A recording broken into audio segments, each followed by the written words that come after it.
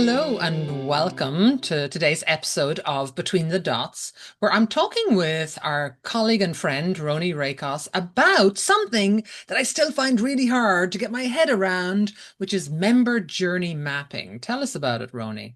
Yeah, absolutely. Definitely one of my favorite topics, and I was lucky to have a client who wanted one. So we essentially were looking to evaluate the join and renew process. They had implemented Fontiva and really needed to digitize their join and renew process. But of course, we never want to just take a paper process and make it digital. We always want to think about how can we fit it into the AMS that is there so that you're reducing customizations, and how can we reimagine it for a better member experience. And so this one was really interesting because everybody had a part to play, and they really operated like a well-oiled machine, passing things back and forth, but nobody had a sense of the whole process end to end. And so we used journey mapping to evaluate what the staff experience was step by step and what the member experience was step by step. Ooh. So, from going through that process, if there was one key insight you'd like to pass on to our audience today, what would that be? What's most important to remember?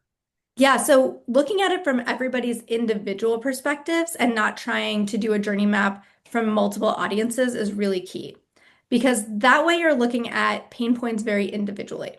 So if you look at what a member is experiencing from start to finish, they might have a wait time where staff is going crazy on their journey map, but on the member journey map, they're just sitting there wondering what's going on, getting anxious, forgetting maybe about this whole thing.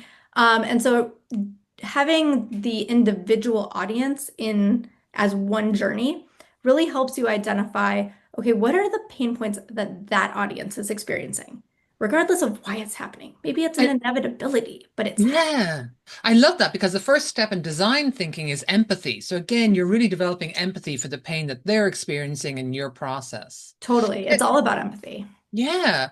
What kind of tool did you use for that?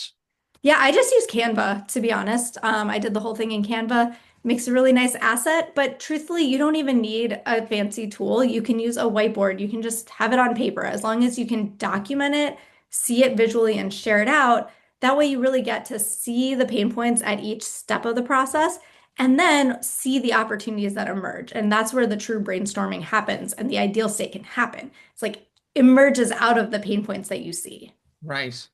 So I'm a visual person, so I'm going to ask you to post in our show notes a link to like a visual representation of this Mhm. so that people can really see what a well done and detailed journey map looks like.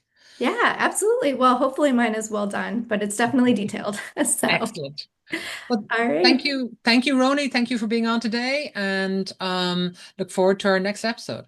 Absolutely. Me too. Bye.